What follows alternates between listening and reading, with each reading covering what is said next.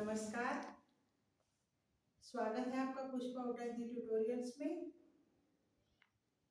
बेटा आज जो हम देखो, सबसे पहले सुनो कि रेगुलर प्रैक्टिस चलती रहे, कोई भी एग्जाम हो लगातार पढ़िए। और बेटा क्रिया विशेषण करेंगे हम। क्रिया विशेषण यानी कि अविकारी शब्द। अविकारी शब्द कौन से होते हैं ये समझाऊंगी, और उसके बाद हम क्रिया विशेषण के भेद करेंगे।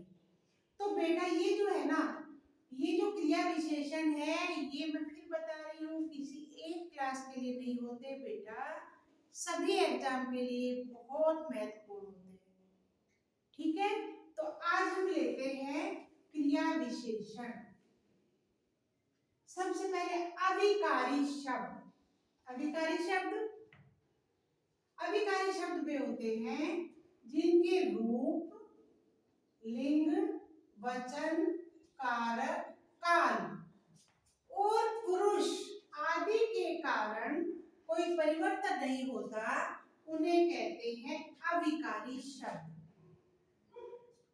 किसी भी लिंग, वचन, रूप, कारक, काल, है ना, क्रिया, पुरुष आदि के कारण जिसमें कोई विकार होता है, परिवर्तन, अविकारी परिवर्तन ना होना, कोई परिवर्तन नहीं आता, उसे कहते हैं अविकारी शब्द। ठीक है, अब बेटा क्रिया विशेषण की परिभाषा। क्रिया विशेषण होते क्या है? जो शब्द क्रिया की विशेषता बताते हैं उन्हें कहते हैं क्रिया विशेषण। अब कहोगे क्रिया की विशेषता क्या होती है? क्वेश्चन क्या बन रहा है कि क्रिया की विशेषता बताने वाले शब्दों को क्या कहते हैं? तो आंसर बनेगा क्रिया विशेषण।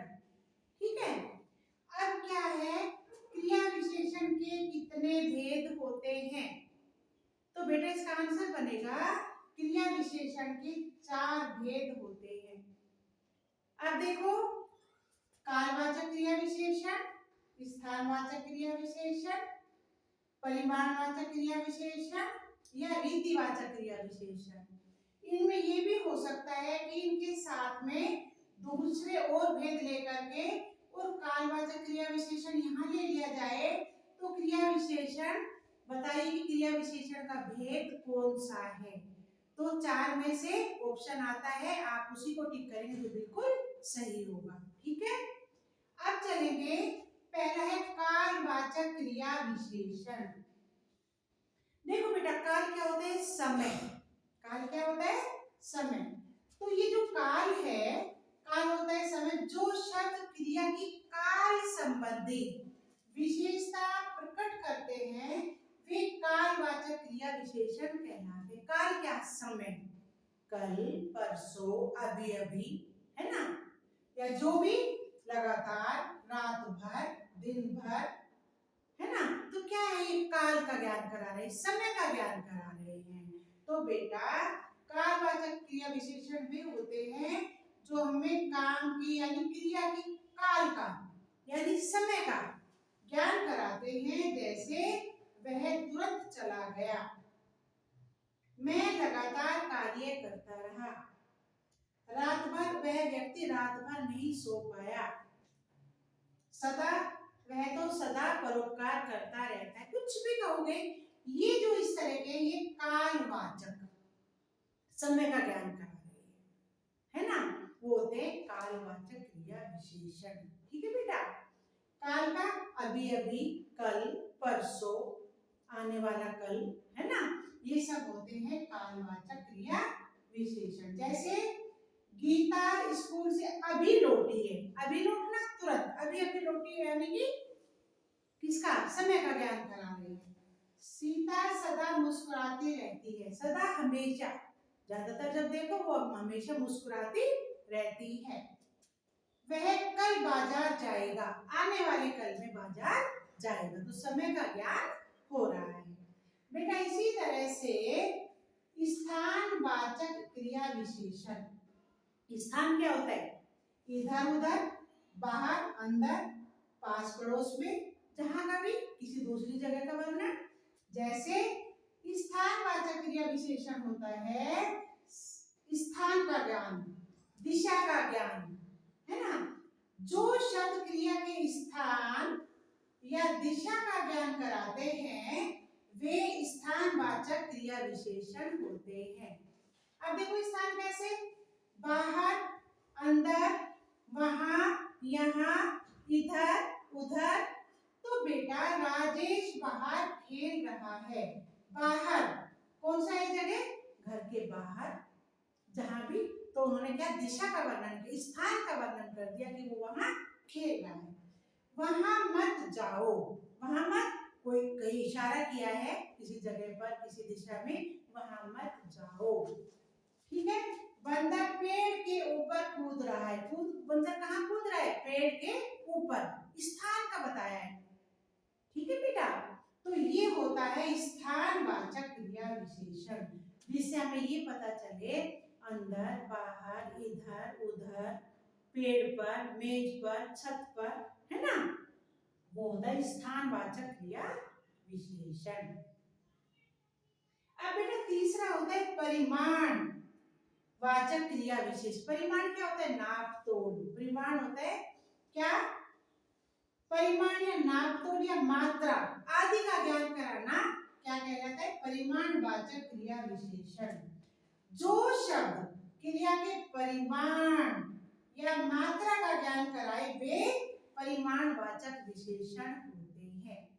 बेटा अगर हमने लिखा कि परिमाण वाचक विशेषण छांटिए और उसमें हमने लिख दिया स्थान के बारे में, बाहर खेल रहा है, सदा मुस्कुराती रहती है, 4-5 देने के बाद फिर आ रहा है वह बहुत अधिक बोलता है। तो अधिक जो है ये छांट लेंगे, ये बनेगा परिमाणवाचक, जिससे हमें मात्रा का, नाप तोल का पता चलता है, वह होता है परिमाणवाचक विशेषण। बेटा जो शब्द क्रिया के परिमाण या मात्रा का ज्ञान कराते हैं वो होते हैं परिमाणवाचक। जैसे वह बहुत अधिक बोलता है। अधिक क्या है, मात्रा का ज्ञान हो रहा है कि बहुत ज्यादा बोलता है ना बेटा। दूसरा, राधा ने खूब आम खाया। राधा ने आम खूब खाया, खूब का ना बहुत सारा आम खा गई, बहुत सारे खरबूजे खा गई, है ना। तो क्या, मात्रा, परिमाण है कि भाई बहुत सारे थे, बहुत ज्यादा। ठीक है। अब इसी तरह से रीतिवाचक क्रिया विशेषण। रीति होता है विधि, तरीका। ठीक है बेटा। तो जो रीतिवाचक है, जो शब्द क्रिया के होने की रीति या विधि, तरीका आदि का ज्ञान कराते हैं वे रीतिवाचक क्रिया विशेषण कहलाते हैं। जैसे सीता विनय पूर्वक बोलती है, सीता मधुर बोलती है। जैसे घोड़ा तेज दौड़ता है, घोड़ा तेज दौड़ता है। सीता विनय पूर्वक बोलती है। सूर्य पूर्व दिशा से निकलता है। ठीक है। और क्या, कछुआ धीरे चलता है। ये सब रीतिवाचक होते हैं। ठीक है बेटा। रीति या विधि या तरीका। तो बेटा इसमें हमारे कई क्वेश्चन बन रहे हैं। अभिकारी शब्द है, क्रिया विशेषण, संज्ञा, संधि, समास, ऐसे कई लिख करके कई ऑप्शन आएंगे, उनमें से हम सीधा क्या छांटेंगे कि क्रिया विशेषण। बन गया है आंसर। क्वेश्चन आएगा क्रिया विशेषण कहते हैं जो शब्दों की विशेषता बताए, जो क्रिया की विशेषता, 4-5 ऑप्शन आ जाएंगे। तो आप क्या कहेंगे कि जो शब्द क्रिया की विशेषता बताए वे क्रिया विशेषण कहलाते हैं। इसके बाद आएगा क्रिया विशेषण के कितने भेद होते हैं, 4 भेद होते हैं, 6 भेद, जो भी क्वेश्चन बनेगा तो आपको क्रिया विशेषण के 4 भेद होते हैं। बेटा एक क्वेश्चन और बन सकता है कि क्रिया विशेषण छांटिए। अब एक कालवाचक दे दिया और साथ ले लिए कहीं कहीं से, तो जो सही है आपको उसी पर निशान लगाना है, उसी पे टिक मार्क करना है। आगे है कालवाचक क्रिया विशेषण जो हमें समय का ज्ञान कराता है।